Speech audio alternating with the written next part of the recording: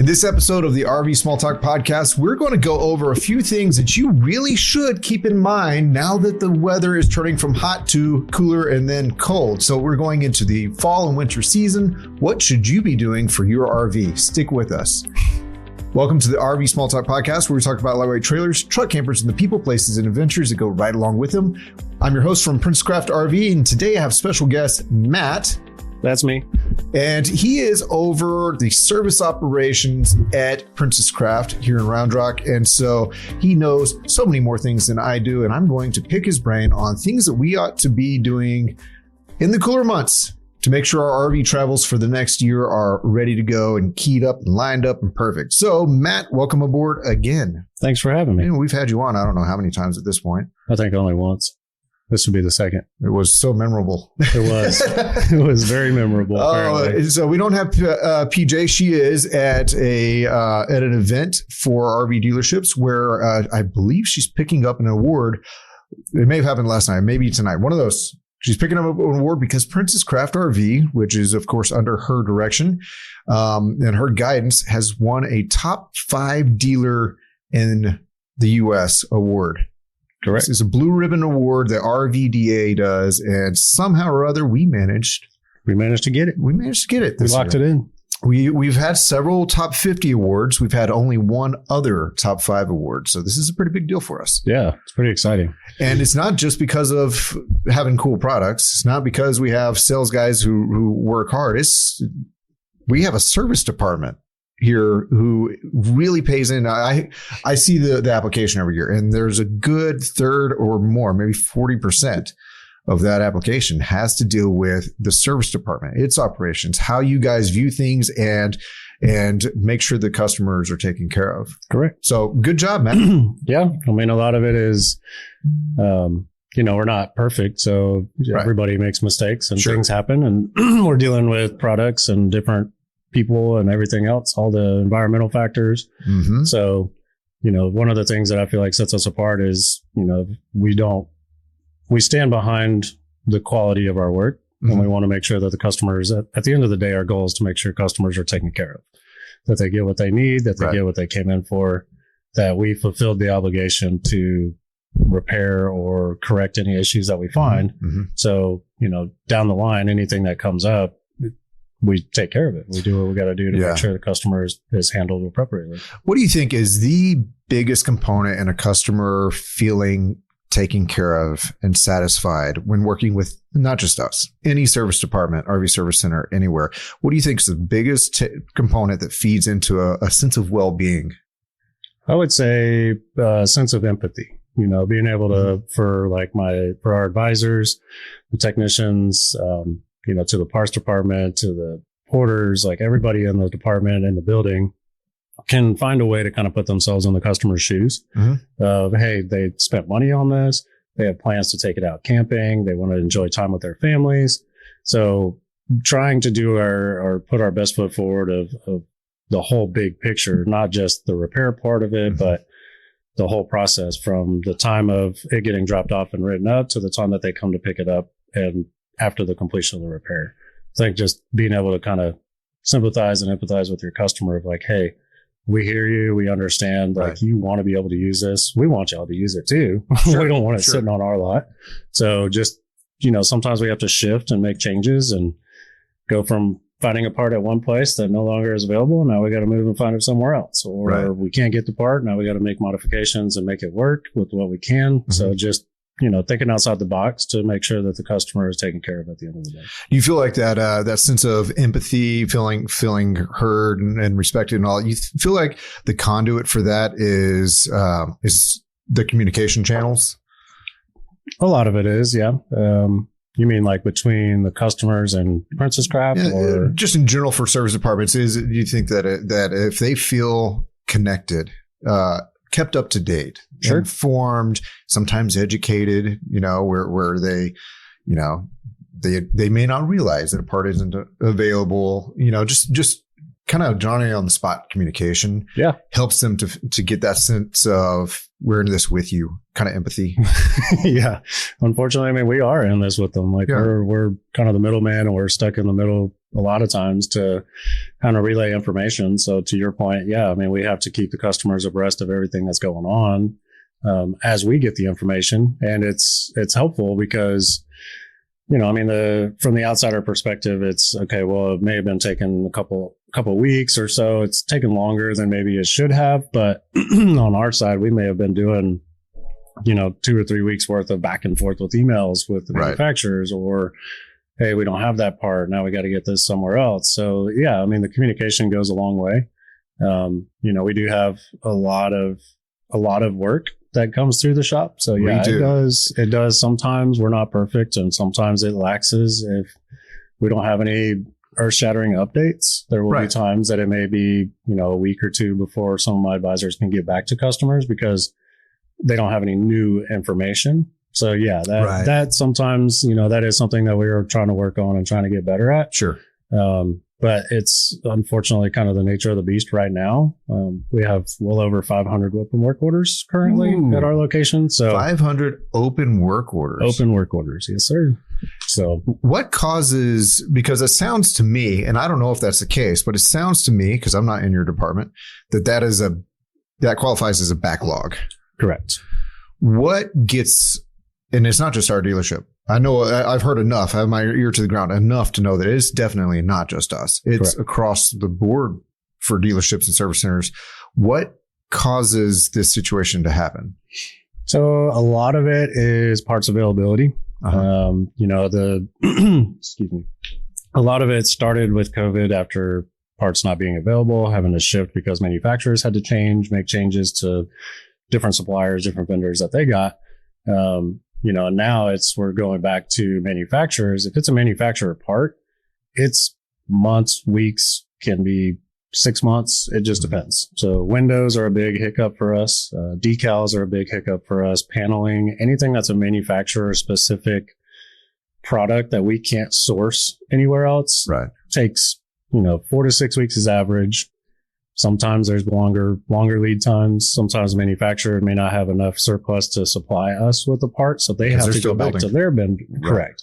So now they have to go back to their vendor, get information, and then they can supply and fulfill our order. So warranty is a process as well. So a lot of that is back and forth with the manufacturer of them asking for additional questions. Now that the RV industry has kind of slowed back down a little bit, the manufacturers are a little more picky about what they're just pencil whipping and approving. Right. So there's times that they'll come back with pictures or ask for pictures or another data tag or some more information that we feel like we gave up front, but there may be some other information that they're wanting to get before they can actually approve the claim and start submitting parts to be ordered. So it's a constant back and forth, and you're always having to adapt and overcome whatever changes the manufacturers are putting in, because every manufacturer is different, you know, and they're entitled to do things how they want to do it. It's just you know, one manufacturer does it one way, another one does it a different way. So it's just trying to keep all that together. Mind you, your service department works on units that we sell and units that we don't sell. Correct. Brands. And we at Princess Craft have, I think last we counted 39 different brands of products that we sell. So that works out to a lot of different manufacturers, a lot of different suppliers, and that's just our stuff that we carry. Correct. So there's no way I can think of that your team could possibly have at the forefront of your mind. Who do I talk to, and how do we accomplish this, you know, quickly and efficiently, especially when they're changing on their end as well. Even if we do have someone that we work with all the time, we don't know their environment. Correct. And it's changed. Yep. So anyways, I didn't really bring you in for that. It's always interesting to talk to you about this stuff because I don't know where you guys are at. I mean, I overhear, I listen, ask questions every now and then, but I brought you in to talk about what RVers could or should be doing now that the weather's changing from hot to cool and then next to cold. It's a perfect time for what in the service realm? I mean, just general, kind of doing a quick once over of the RV. Is really big because some people in Texas especially may not have used the RV so much during the summer because it's been hotter. Right. And in order to get to somewhere cooler, you got to travel quite a ways to Sure. get to cooler weather. So if you hadn't been using it over the summer, it's a good idea to, run out there, go to the storage unit, charge up the battery, do a quick once over of like sealants, exterior sealants on the outside, the roof as well, trying to kind of catch any issues that may have come up. Another big issue would be like firing off any LP appliances. So like your water heater, your refrigerator. You don't know if a mud dauber or spiders have got into there over Correct. however long, because they can get in and cause problems within a matter of days. Correct. Much less or months. overnight sometimes. Yeah. The other one is the furnace, because now you're going to be using the furnace a little more. So firing that up first before you get out to a campsite and realize that something's not working. So that's something that honestly we see a lot of in the RV industry, and not just here. I mean, at other dealerships, other service centers run into the same issue too. Customer has a trip plan that they're coming up with tomorrow, next week, real short time frame, and they're going and turning their camper on the night before they're heading out for their trip, and something doesn't work. So as a dealership, we try to accommodate as best as we can. A lot of service centers will try to accommodate as best as they can to, get those emergency kind of last minute in the door, quick turnaround type of scheduled appointments. But it doesn't always work out that way. And that puts a big hinder on anybody's camping trip. And our goal is to try to, get you in, get you out camping, because that's the whole point of buying an RV, not to just sit in a storage lot. So checking things ahead of time. If you have a trip coming up in November, I mean, now we're already halfway through November. Sure. So if you have a trip coming up for Thanksgiving, like now is kind of the time. Now is the time to go check it out, to go run it through its paces, do a quick dry run if you want to in your driveway. You like to be about a week out or a week and a half out? At least. That would be the closest. Okay. It's maybe 2 or more. Correct. Because you never know. If you have to order a part or you go to a dealership, you go to a service center, you want to do the work yourself, the part may not be in stock. Right. So you want to accommodate and kind of be proactive on that. Right. And not wait till the last minute to where now it's an emergency. And now you may be wasting time in your day running from dealership to dealership, place to place, trying to find the part that you need. We've run into that. I've seen people come in daily. Hey, do you have this? And our parts department, they will check all over the place. And you were mentioned earlier that some of those things, if it has to be manufacturer specific, it's not a more common part. Correct. Then you could be really in a bind, because those usually aren't things we have on the shelf. Correct. Because there's so many variables. And especially when you start getting into appliances, I mean, you have decades worth of appliances out there. So we can't realistically keep anything in stock for everything that's out there. Right. Some of these campers, we have a camper in the shop right now. And I'm not sure what it's in the shop for, but I was just out there, and it's from 2004. And it's in for at very least maintenance and all that. It's been used, lovingly used. And I think it has a bit more use ahead of it. But I think about the equipment on there. It's all serviceable, but stuff wears out. Correct. And so, you think whatever, the water heater, it has been through how many cycles and this, that, and the other. And some of those parts, research is involved. Can it still be found? If it can, from where? How fast can it get here? Because now we're talking maybe eBay type stuff. This happens. You work on all kinds of things. Cars. You've worked on my motorcycles. Heck, I think you've even worked on like lawnmowers. But I digress. I've been enthralled by your stories of finding parts sometimes, and it's not different in the RV world as models change. Like a Suburban water heater from 2004. Maybe parts are hard to find. There will be certain things you can find and certain things you can't. And maybe you have to replace it. But now we're talking maybe the new stuff will fit. Yep, exactly. Now you got to modify a cabinet, you got to do plumbing, whatever it may be. But yeah, that's just being kind of planning ahead. Yeah. If you have a trip coming and you guys have been planning it for a month or, whatever it may be, whatever the time frame may look, just try to get out, use the camper, pull it out of storage, shake the cobwebs off of it, run it through, start everything up, light up the appliances, just run it through its paces, because the last thing you want to do is find out when you're set up at the campsite and something doesn't work. Right. That is the most frustrating thing for anybody. Right. Because you're going out there, you want to enjoy your time. Your family's with you, the kids, whatever, whoever may be with you. You want to enjoy the time out camping. Sure. That's the whole point of doing it. So just think ahead, plan ahead, and I would say normally, like I said, a week before is kind of like your deadline. Yeah. Because then at least if you have to order a part, you got a couple of days. Yeah. If something has to wait to come in, you got a couple of days. If you have something else coming up, you got other things to do, you've got a couple of days. Mm-hmm. It's not a drop dead emergency right now to get something done. Yeah. And that is where that clogs up a lot of things. And when things are last minute emergency and you have to make shifts and changes and kind of pivot real quick, that's where things start getting frustrating for everybody. Sure. And our goal is to, try to get you in and out, like I said, as efficiently as possible. So you mentioned run through appliances, particularly gas appliances, but also the electricals, maybe check your seals all the way around the roof and all that. What else would you think you would be doing to your RV right now in this mid-November kind of season in Texas? Plumbing. Big thing with that. Same thing. If you hadn't used it in a while, just run the water pump, run some water through the system, make sure that nothing is leaking, that you haven't developed any new leaks or anything. Things can break, even if it hasn't been freezing. Sure. Things can still break. Right. And that's something that's hard for a lot of people to kind of wrap their head around. It doesn't have to be doing anything. It can be sitting there and something can happen. And then now all of a sudden you introduce pressure back into the system and now it's broken. Well, anything that is made out of any piping, tubing, anything plastic, polymer, whatever.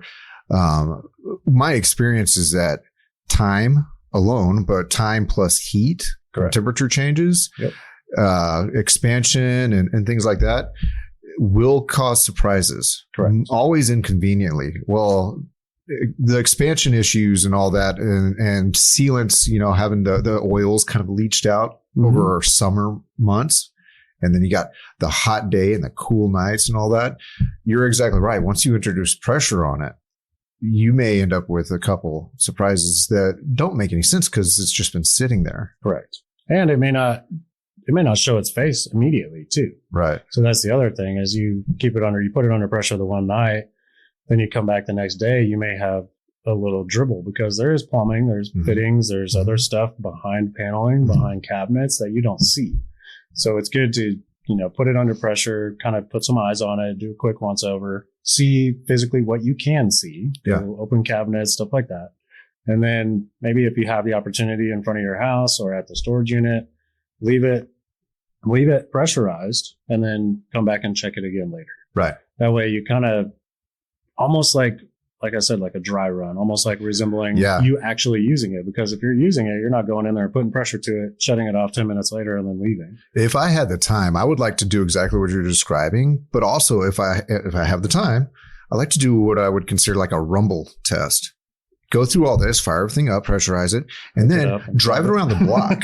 Because if you're not moving things and you're not putting all the stresses it's going to go through, and just even on smooth ground, that vibration of driving around the block could prove that it can withstand the unsettling and the movement or not. 100%. So, what about other checks you might do? Would you consider it a good time to say, now's the time for bearing check or anything? And you can't actually check a bearing pack without repacking them, can you? Correct. You can't. A lot of these trailers will have like a little grease fitting on the end of the axle. That's just a small maintenance item that generally we don't want customers sitting there pumping grease into. So in order to do any bearing checks or any bearing packs, you do have to disassemble the brake drum to get behind there and actually get the seals and the bearings out and clean everything up. So if you haven't done it in a while, the general norm is like once a year or every 10 to 12,000 miles. It's kind of hard to keep track of mileage on a trailer. Right, but once a year, annual, seasonal. Once a year is that good kind of benchmark. Right. Now, if you've been using it like crazy all year, probably definitely want to do it. Yeah. If it's been sitting in storage the whole time and you haven't done it in a couple of years, then it may be a good idea to bring it out. We offer, and a pretty common to offer options of just kind of like a pre-trip checklist is what we call it. We do a pre-trip inspection here. So if you haven't used the camper in a while, you can bring it to us, pay us to do it. We can go through and do all this stuff for you. Is it fairly close to what a PDI would be? Essentially, it's not as in-depth as a PDI would be, but it's going to be the basics of what we're saying. We're going to go through, we're going to fire everything up, do a quick once over of sealants, check tires, check battery, stuff like that, see what's going on, see if there are any issues, and then we make lists and notes and recommendations of anything that the tech finds. Right. So, and it's kind of, admittedly, it's a little bit like taking your vehicle in to just get the oil changed and then come back and say, let's talk about your cabin air filter. Yeah. And by the way, your motor like mounts that. are out. Yeah. It may feel like that. But I have learned through the years of just vehicle maintenance that I can say yes and no to anything that they present to me. Granted, they're trying to make a sell and all that, but some of that stuff, pay attention to. I have said no and then gone home and done my Googling, my research, and gone, oh, that makes sense. And guess what? I can contact them again or go back again on my schedule and take care of that thing. So nothing on those recommendations necessarily has to be done because it's a recommendation. Correct. But that's a great list to take back and do your research on, because what do? You just learn something. Yeah, absolutely. And I mean, our advisors, myself, we're not out to take advantage of people. We're not out to, sell you something that you don't need. So if we recommend something, we're going to be honest with you. If it's like, hey, this is a safety concern, this needs to be addressed. Yeah. Or you can wait on this for a little bit, but keep an eye on it and make sure you're being diligent about keeping an eye on it. Yeah. Or this is just something the tech noticed. It's a little off, but it's not causing any harm. It's not going to cause any damage. So just, again, keep an eye on it. Mm-hmm. So, we do have those discussions. Our service advisors are pretty good. We're really good normally about going through and kind of reviewing that stuff and educating the customers so that, you're not so overwhelmed, freaked out, thinking, oh my gosh, I've got all this stuff that needs to be done. We're also, in all transparency, we are trying to make a sale because that's how we stay in business. But the other side is we're also trying to cover our bases for our liability because we are the last person who's looked at it at that point. So you get home and you find something that's out, we're going to get a phone call and say, hey, why didn't you find this? So we're just making you aware of what they find. Right. They're not trying to take advantage. They're not trying to pull a fast one. It's just, hey, this is what we saw. Mm-hmm. That'd be it. That's it. So you can pick and choose what you want to do. You don't have to do anything. You could do all of it. You could do none of it. Yeah. And we present just a list of what we find, and that's it. But you mentioned on the safety front, if you were to say on the seasonal or annual check that we're doing in the middle of November, and I were to say, can you focus on the safety stuff? What would you be going through from tip to tail on an RV to say, okay, this is what you need to get your eyes on? So first thing, safety wise, would be anything propane related. Okay. So if your propane system is showing that there's a leak somewhere, that is a safety concern. We're going to want to address that. If we don't, and the customer decides not to do the repairs, then we are going to make a note and we're going to have somebody sign something and say, hey, we're opting not to do this repair. And that's just for us to cover our bases of covering liability, because sounds like a situation that could blow up in your face. Correct. No pun intended. All pun intended. But it's, again, things haven't been used in a while. So there's a possibility, a gas valve could get stuck open on a water heater, on a furnace, to where you're flowing propane out. You could have a rubber line on the propane system that's cracked and started developing a leak. If it's something that's like your regulator is not putting out as much pressure, that's not really a safety concern. That's an annoying concern. It is. I mean, once you get too low, then you can start messing with the air fuel mixture of what the appliances are going to do. Right. So obviously we want it to be in a good operating range. Would that be running lean? Correct. Running lean, running rich. Typically it's more lean than anything else. Sure. I mean, sometimes they'll get stuck open. But yeah, if they start running lean, you'll start getting really sooty stuff on the side of the camper. It's not burning as clean. So now you have more carbon monoxide risk. Right. Now you have the possibility of the flame not being directed where it needs to go. So now the flame is able to find a path different than what it used to. Yeah.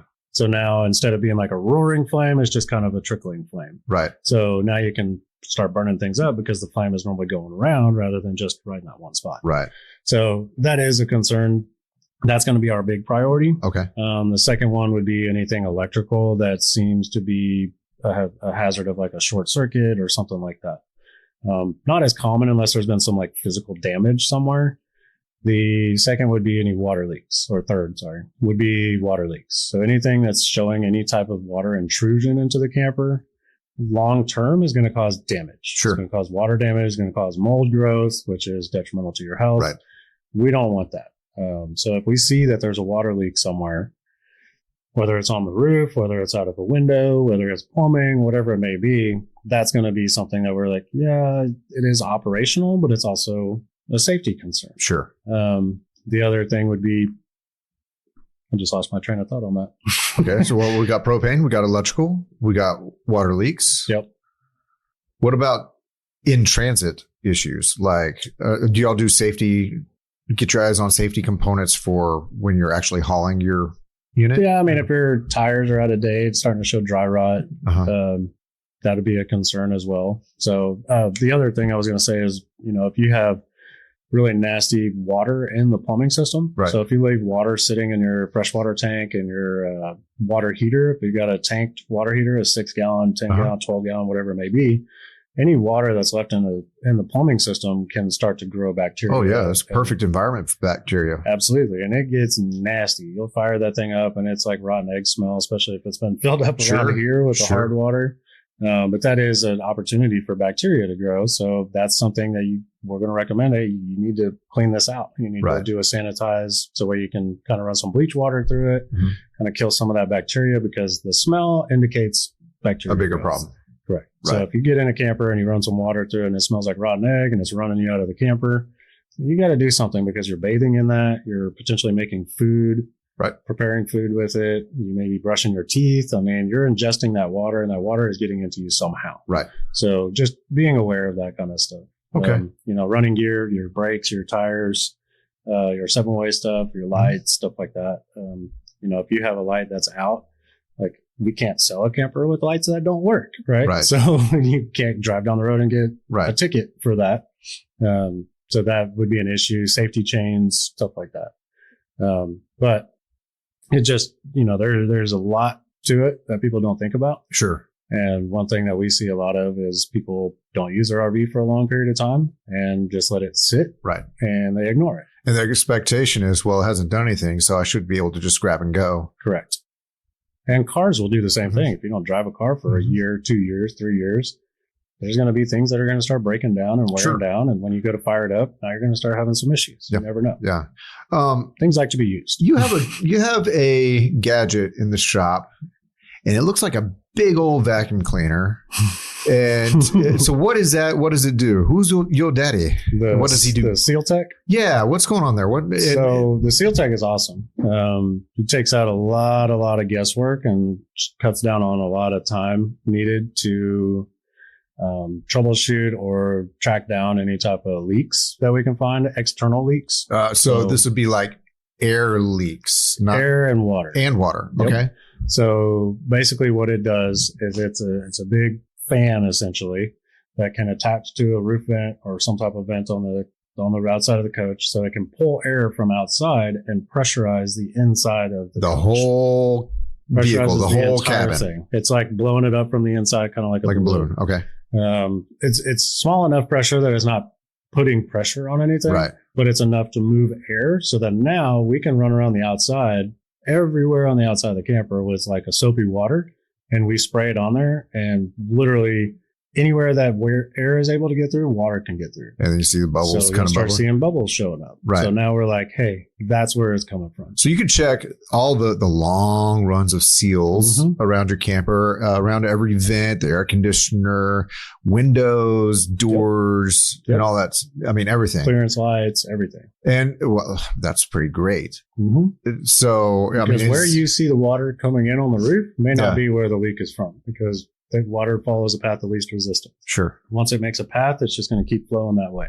So you could see the water leak here, but the leak is actually starting over here. Right. So even though you see it out of a vent, it could be coming in a clearance. That's a symptom, not the actual issue. And if you don't have that equipment, makes it really hard, and you're just kind of chasing your tail. Yeah. Trying to find where it is, because you're like, okay, I'm going to start there. I'm going to work my way this way. I think I see something here. I mean, we've had some where, we had to do a seal tech on it 2 or 3 times too, because you find one spot and then you fix seal that, but then you find another spot. Correct. See. Okay. Well, I mean, it sounds like a really worthwhile thing to do from time to time with your RV. Would you say that it'd be something that every few years you might consider, even if you've done good maintenance, you just for feeling good about things. Yeah. Keep your investment up. It's kind of like going to the doctor and just getting a checkup. Like we're hooking this equipment up, we're pressurizing the camper. Sometimes it may be very small and insignificant, but over time that would become a bigger issue. Okay. So if you catch it preventatively ahead of time, then it makes it a lot easier and less likely for it to cause any water damage, which is going to be a bigger, costly repair, obviously. Right. So if you can catch it before it becomes a big problem, it kind of becomes worth it. Yeah, so we absolutely. have some customers that'll come in that since we've gotten it, had it for years now, I think 4 or 5 years now. So once we've gotten word out there that we have it, I mean, we've had people with big Class A motorhomes, come through, 40-foot motorhomes that come through, and we pressurize for it because they're like, hey, I just spent $250,000 to $500,000 on this thing. I'm going to pay a couple $100 and have it done. Right. Just for peace of mind. Is that a fairly common thing for RV service centers to have? No, not common at all. Really? No. Interesting. Well, you heard it here. We have said technology. Yep. So, and the company is Seal Tech, just like a seal, like so. I didn't catch that. Do it again. No. Oh. But it's some manufacturers did use it to test their RVs as they were being built as well. So it's just a good tool to have in your arsenal to kind of help troubleshoot and diag a little more. Well, it can speed you guys up and make you better.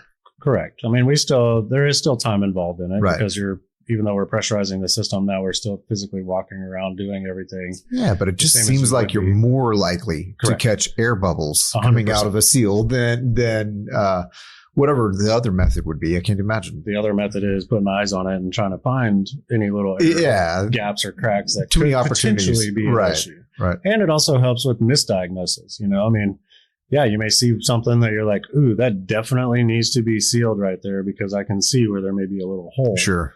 But you put the seal tech to it and there isn't a drop of air coming through it. Right. I mean, it's sealed. Now, to get a little deeper, anything you see on an RV that has sealant on it, the sealant that you see from the outside is normally a secondary sealant. It's on the exterior, but there's normally sealant underneath whatever it is that's mounted. Okay. And so that is your primary sealant.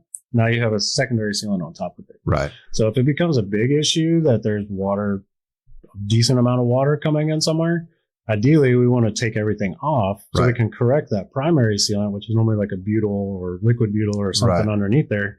We want to try to correct that because ultimately if we put it up top, we're stopping the water from I've seen you guys de-skin these things and go fairly deep, probably for exactly this issue. Yep. So it just depends on how bad it is. I mean, if we're seeing huge air bubbles coming off of this thing, then we're going to have to take it apart and redo the primary sealant. Right. Now, if you just want to like to do the secondary sealant up top, which is normally silicone or a lap sealant or self-leveling, whatever it may be, we can do that, but ultimately it could potentially come back at some point. So it's not like a die hard, this is 100% corrected. And so no manufacturer, no service center is going to warranty sealant jobs forever because it's a routine maintenance thing, because it does break down and it's environmentally affected by heat, by temperature, by water, like all this stuff can play a factor into it. So it's just over time, some sealants start breaking down. Mm-hmm. Sometimes sealants break down differently and faster than others. Sometimes they last for a very long time. So I got a question for you. There are a lot. Every sealant out there has its pros and cons. Mm-hmm. Do you have a favorite sealant? It depends. Because of different purposes? Yeah, I mean, they have different applications. Yeah. XTRM is one that came out not long ago that's been pretty good. It's kind of a universal type sealant.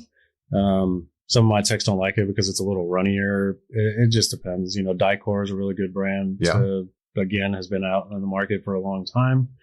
They make all different styles of HAPS free, sag, non-sag, just different colors. I mean, then you got alpha. So there's different roof materials, membranes that you have to be aware of what sealant you're putting on, because it is kind of a chemical reaction as well. It's very much, yeah. So if it can't adhere to the membrane or causes the membrane to bubble, ripple, distort, then that's a problem. That's one thing that I have to trust you guys to be up to date on. I don't know what my camper originally has for a sealant purpose, and I don't know what sealants make sense and are safe. Because you said chemical reaction. I paid no attention in chemistry, got through it, and even if I did, things have changed since I was taking chemistry 20 some odd years ago. Don't tell. I'm telling you. So I'm going to do it. So at any rate, this is why I have to trust you guys when it comes to specifically sealants. Correct. I don't know the chemical makeup, and I don't know how they're going to interact. Yeah, and they make it pretty simple. It's based off of, there's a couple of different types of membranes or roof materials you can have out there. You can have fiberglass, aluminum, you can have EPDM, TPO, PVC. Yeah. Alpha is one that if you have an alpha membrane, alpha is very specific. They want you to use their branded sealants on their membrane. And I can tell you that I have seen before where if you use Dicor, XTRM, something else, sometimes it will affect the membrane. The membrane will start rubber, like kind of bulging up and getting distorted. Yeah. And if Alpha has a pretty good warranty, most membranes have a warranty on them. Alpha, there's rumor on the street. I've never personally had to deal with it. But if you try to do a warranty claim for the membrane itself with Alpha, there is a possibility that they may be asking for some samples of the sealant that was used to confirm whether it was their sealant or not, to be able to figure out why it did what it did. Right. And, sometimes people are like, oh, well, they're just out to save money. Well, I mean, if they have a disclaimer out there that says you have to use this product with our product, right, they're kind of saying that for a reason. And if you're seeing some weird abnormalities on the roof that's not as common, that could be a reason. Right. So they're just trying to cover their butts and figure out how they can try to make heads or tails of what actually happened. Well, they're trying to maintain the integrity of their product. Correct. And therefore they, on the front end, have the communication piece. Correct. Here's our disclaimer. Yep. So, okay. So now we're talking from a vantage point of being mid-November in Texas, which means you and I are still wearing shorts. Correct. The weather is cooler, but for some people, they think it's hot. We're in a season where cold snaps might start happening, certainly for northern states and what have you. What do people need to do if they want to continue using their campers? And it is now time for, Jim Frost. So one of the big things is in Texas, especially, we deal with it, and I know it happens everywhere else, but I can only speak for Texas. We do get those last minute kind of out of nowhere freezes that come overnight. Yeah. And it may only be for a couple of hours in the morning or late at night that it gets below freezing temperatures, but you never know. You have no idea. Plus everything, like we had said, almost everything that's inside an RV for plumbing, fixtures, lines, fittings is all plastic or PEX. Right. So the smallest amount of expansion can cause problems. Sure. So one of the most common that we'll see when it's just that real quick overnight kind of freeze is if you have like an outside shower. That's really common because it's exposed to the elements. Right. It's behind. There's not much insulation there. Door. Right. The other one would be like the valve on the back of the toilet, because that's normally exposed. Close to an exterior wall. It's close to an exterior wall. It's out in the open. It's not like hidden behind a cabinet. It's not down in the underbelly. It's not in a wall. It's out in the open of the RV. So the temperature inside the RV is going to drop as well. The other thing would be like gooseneck tile faucets, like water, like the big kitchen faucets that now have these big goosenecks on them, or the pullouts. That water still stays accumulated in that little piece. So there's plenty of times we'll see them when we've had them out on the lot, or customers had it in storage for a while and they got to turn it on and it pops it off because it broke. So it's people. A lot of times it's very common for people to just kind of write it off as like, oh, it's Texas, it'll be fine. It's okay. But what I always tell people, if you're planning on using the camper throughout the winter season, then you want to be pretty diligent about either draining and getting all the water out of the system, that blowing air through the system, pumping antifreeze through the system, however you want to do it. Pulling the drains and just letting it go is not enough. Okay. It's not going to be enough. I have to admit, your guys have worked on my trailer before because of this way of thinking. Correct. Because a simple overnight cold snap did get some of my plumbing. Correct. And it happens quick because you go in a camper that's been sitting outside when it's 20 degrees outside. The inside of the camper is cold. Sure. And it's cold. So that tells you that everything in there is cold. So it's just as exposed being in the camper as it is being outside. Right. Now, that's something that we just want to be kind of aware of, because people will say all the time, I'll come in and then they got a faucet that's broken or cracked or a toilet valve. And they're like, well, I let all the water out of it. Well, I mean, sometimes you do, sometimes you don't. So the only for sure fire way to prevent any of those damages from freezing is to actually winterize your camper. Right. Hands down, that is the most effective way to make sure that you're not going to have any issues related to freeze. Right. That doesn't mean you're still not going to have issues. Again, like we had talked about, things wear out, things break down. You could have done a winterization on it, and it just so happens that one fitting failed at the same time. Right. So it's not going to eliminate everything, but it is the most effective way for anybody to say, yes, I winterized this camper. I pumped antifreeze through the system. Now it is winterized. Okay. So if you have a camper that is not 4 seasons and you're going to be using it through the winter, you can, or you hope to. A lot of people wonder if you can. My notion has always been that you can winterize your camper and still camp in it. Correct. You just might not, you might have to be creative and doing some other functionality. So it's the same thought. If you winterize, just don't use your fittings. Just bring water with you. More or less. Pretty much. Depending on how you're wanting to camp. So, I mean, if you're camping and you're wanting to be able to take a shower, if the camper is winterized, you've got antifreeze in the system. You can't take a shower. Now, but then now you're showering in antifreeze, and maybe it'll keep you warmer. You won't freeze. Yeah. It'll keep you warm. Especially it'll keep if you ingest a little, because it gets kind of slippery. Yeah. But yeah, don't do that, folks. Don't do that. That's bad advice. Disclaimer. So I mean, you can use it. You know, if there's facilities at the RV park that you're going to be staying at, you can take your showers there. That's you can always take water with you and cook that way. You wouldn't have any running water in the camper if it's been winterized. Now, if it's not a 4 seasons camper, it depends on where you're going, how you're using it, what you're doing, right? That's where the customers doing their due diligence and just kind of being proactive and aware and asking questions and learning of how they can do it the right way, so that they know when they get to the campsite, hey, I don't have water. I'm still running my furnace. I'm still doing all this other stuff, but I'm just going to go use the facilities because it's 20 degrees and I'm going to go home and take this home when I'm done and put it away. And it's just a quick weekend trip. Right. Now, if it's going to be you're going to be in it and traveling for weeks at a time, then yeah, you can keep the water in it, but you also got to take into consideration you're driving down the road. Now it's cooler. If it's 30 degrees outside, now you're driving 70 miles an hour down the road, that temperature is going to drop. With even more so. Right. Faster right. The wind chill. It's a real thing.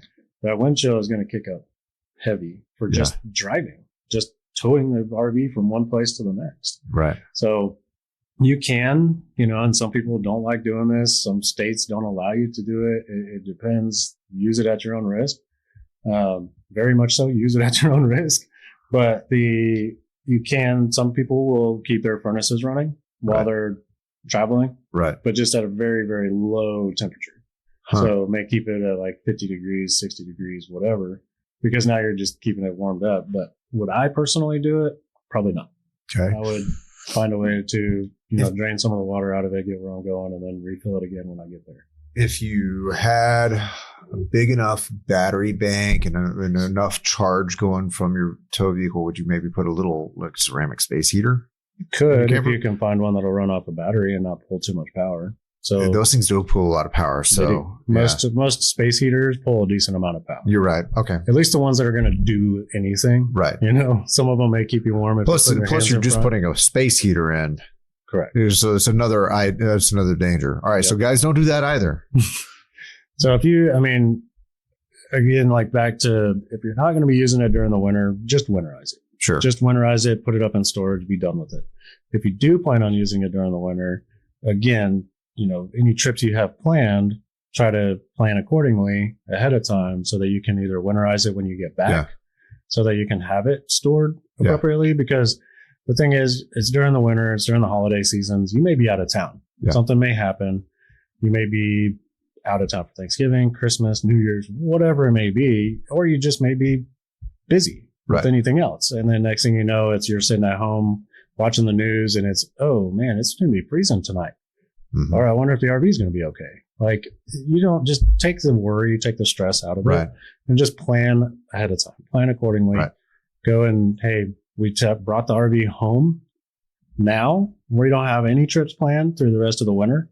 Let's go ahead and winterize it. Mm-hmm. That way, if something does come up, you're good. You just go out, you de-winterize it, pump water, flush all the antifreeze out, pump water through the system. Now you've got a camper that you can use. You come back from that trip, winterize it again. Mm-hmm. Put it up in storage. We've done videos on YouTube of how to do winterizations on a lot of the products that we sell. There are tons of them online, depending on what brands, what appliances, what water heaters you have. Mm-hmm. It's all going to be different. So there is no one size fits all process for how to winterize. But the basic principle is you are taking antifreeze and pumping it through the plumbing in place of whatever. Minus water heater. Minus a water heater. With the exception of some on-demand water heaters. Okay. So some on-demand water heaters, you will want to pump antifreeze through the system through that water heater because it's copper lines and copper expands real fast. Specifically on demand. Anything else, even if it has a tiny little mixing tank, like the Truma AquaGo Comfort Plus system, that still has a small mixing tank. So you'd want to bypass that? Yes, you'd want to bypass that one. The Trumas do have a winterization kit that you can get for them that'll kind of keep it heated up a little bit. Right. That's already built into most of theirs. So you just have to check what yours is what applies to your certain brand or certain model.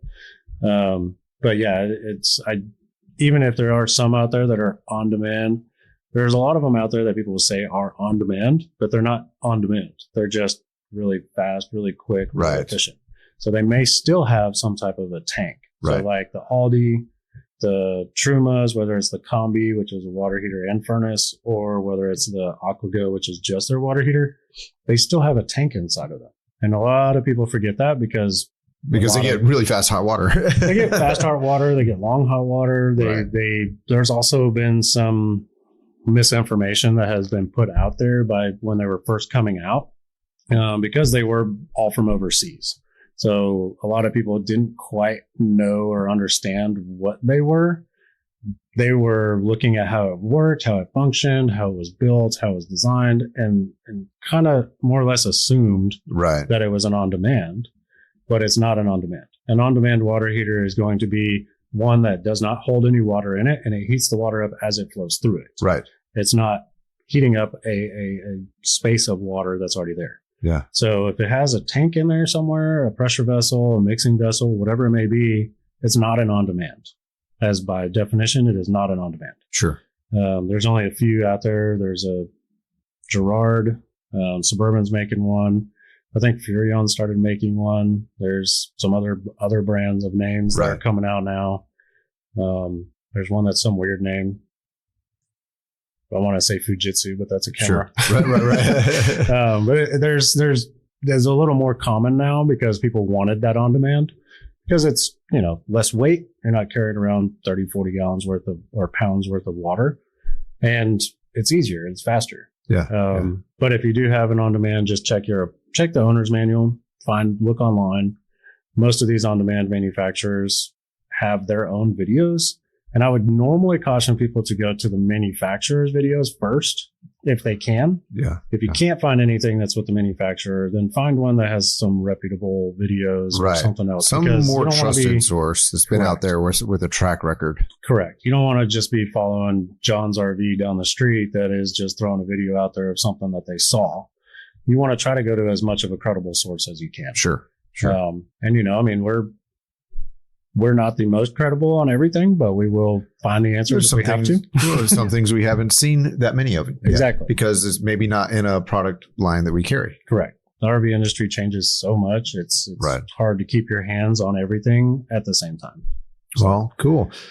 I think that we are about done for time. I got to get you back out there to your staff and what have you. Sometimes. So, Matt, thank you so much for joining me for this. And everybody, I hope this has been helpful in going into the cooler months. If you have questions, you can contact your local RV service, or if you are around this area and you want to work with Princess Craft, Matt and his team are ready, and we would sure love to assist you with any questions you have. Don't forget that we can be found at rvsmalltalk.com. You can find us on social media if you look up RV Small Talk. We're also on YouTube. Once again, RV Small Talk. Hopefully soon we'll be able to get PJ and Lindsay in on future episodes again. But until then, I'm Clint. This has been a lot of fun. Thank you again, Matt. Absolutely. And we'll see you next time.